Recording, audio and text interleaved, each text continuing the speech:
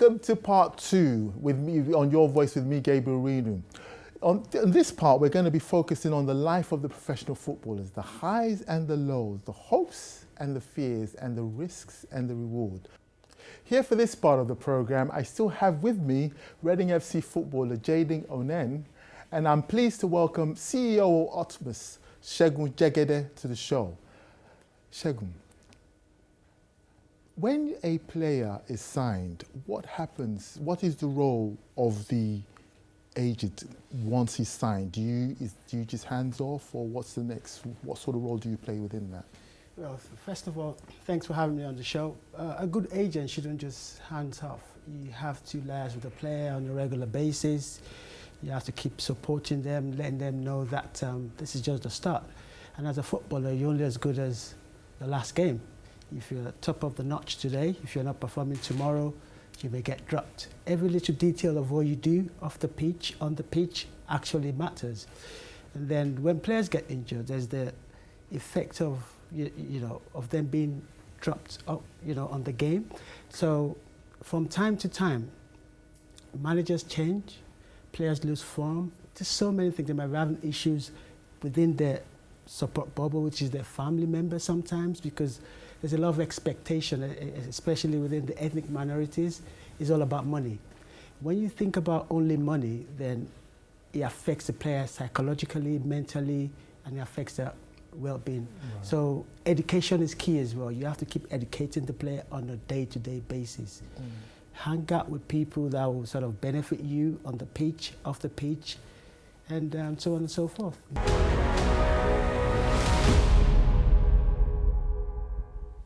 Hello and welcome back to Your Voice. In this final part of today's show, we're going to be looking at what more can be done to support the transition to a life after football. What are the responsibilities of the Football Association, the clubs, the agents, and of course, the players themselves? I still have with me on the panel, Anthony Edgar and Segun Jegede. We just heard from Chem there, who was talking about the support that he provides.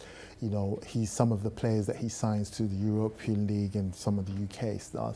And a thing that struck me is because he gets a lot of footballers from Africa to come to these European football leagues, and he kind of supports them. But there is, what I hear getting repeated regularly is that level of loneliness. Now, loneliness varies from person to person, or from footballer to footballer.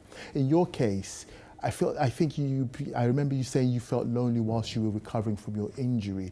So, football is a team sport, but it is quite lonely. Can you elaborate on that level of loneliness? Yeah, like as you said, football is a team sport. But at the end of the day, no one's going to get you that contract that you want or push you to the next level that you want, in terms of no one can physically do it for you. So in that sense, it is lonely. You have to come up with your own ideas, as well as being a construct of a team. So yeah, again, it's crazy because it can be lonely, but again, you're in the team. So right. Yeah. Yeah. So Segun, is there anything that you would like to see improve in football as a whole? What more things can be done to support the footballers? Like, Anthony just said it is lonely and you're on your own. What sort of stuff can be done? I feel then a lot of things needs to be done more from the football community, from the industry, from agents to mentors to the immediate families of the footballers, to the football clubs, and the PFAs there, the Professional Footballers Association, and they're trying to do a whole lot of work. But I think there's more they can do, because there's still some players that don't even understand what the role of the Professional Footballers Association is. It's like a union where you can go to them, they can represent you, they can give you advice. If you have mental health issues, if you have injuries, about how you can keep your money, how you can invest. So education for me, like I've said earlier, is the most important thing. And education comes from speaking with people and learning and asking questions.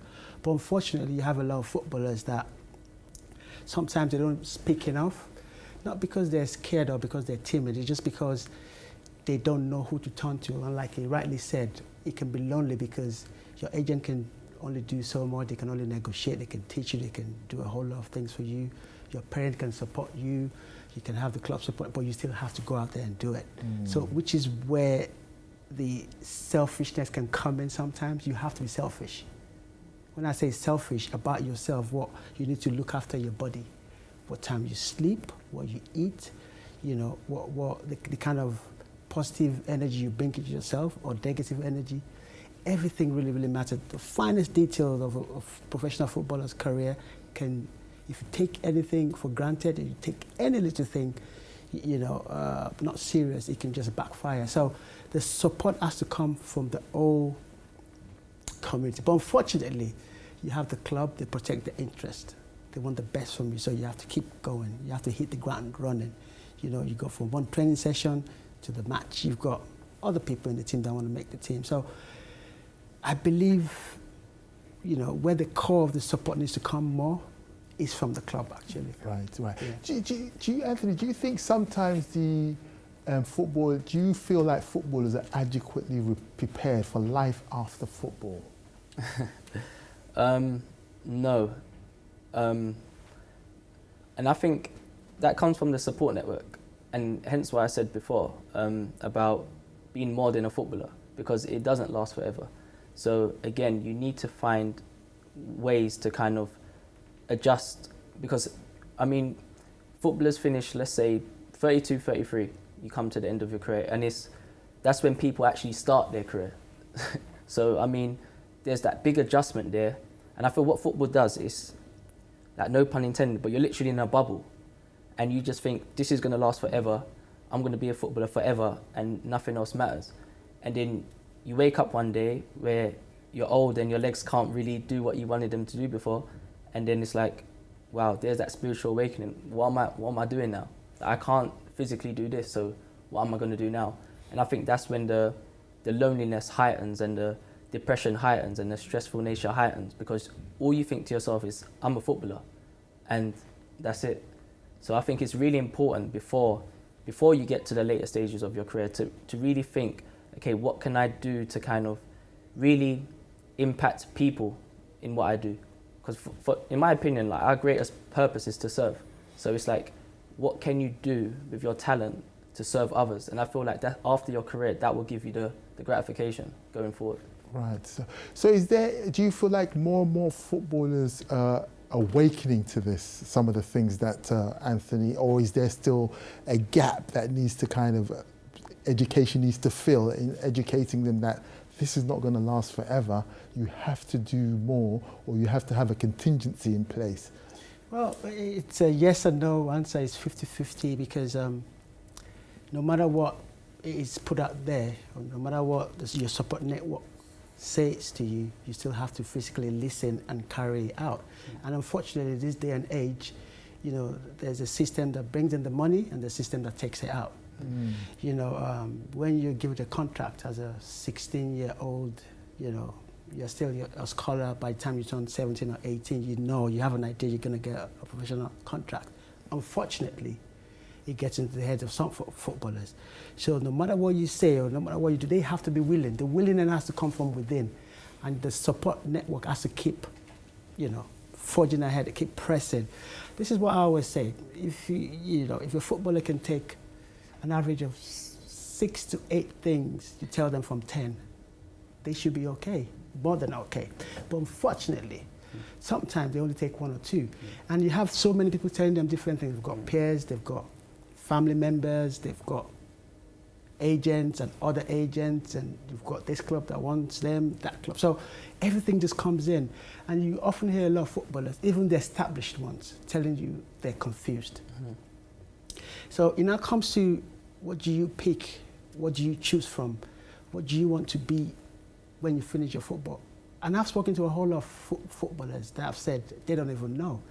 And I know footballers that I work with that they've actually finished their careers, and they actually tell me the kind of mistakes they've made. Some of these things, if you hear them, you'll be like, wow, how can this be possible?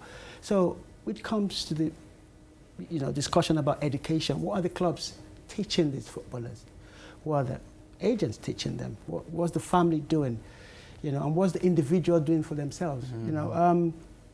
I had an interesting conversation with a young footballer for a top football club, a Category 1 club in the UK. And I was just by the pitch, I went to watch my client and he wasn't playing. So I asked him, you know, why are you not playing? He said he was injured. I said, okay, you were injured. And I told him what I noticed the previous match that I came to watch, how he portrayed himself when he was being removed from the pitch. And one of the staff was giving him his jacket and he wasn't having it. So from outside, you can tell. And I had somebody that was working with me for the first time. And I said, what do you think about that footballer? And he told me, he's got a bad attitude. He thinks he knows everything, you know. And this young man actually confirmed to me that his attitude used to be appalling, that he's actually working on it. So I said, there you go. You know what the situation is. 50% of the situation is going to be resolved. But don't let this thing happen, take away your glory from it. Don't let it take away your sweat. You've been at this club for over 10 years. Unfortunately, he got released from the club.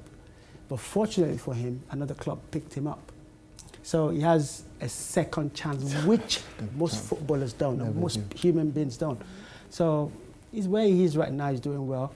But it brings us back to education and how we talk. In football, there's the business side of football. There's the entertainment side of football. There's the psychological side of football. There's the mental well-being side of football.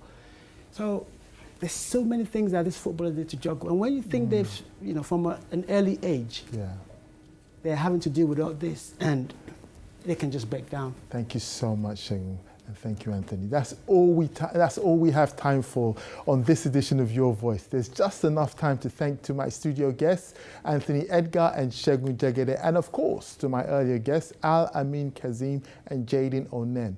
Thank you for watching. I'm Gabriel Renu. Please join us again next time here on Your Voice. It seems extraordinary that there's nothing that the coronavirus doesn't touch. All seen Black Lives Matter demonstrations. Oppression is brought out. It's unfortunate because I just feel like we're going down this road. We've been down this road before. We've had